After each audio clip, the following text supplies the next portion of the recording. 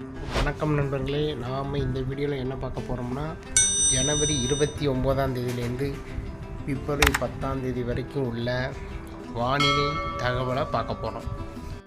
ஜனவரி 29ஆம் தேதி முதல் பிப்ரவரி 3ஆம் தேதி வரை பகல் நேரத்தில் அதிக வெப்பம் காணப்படும்.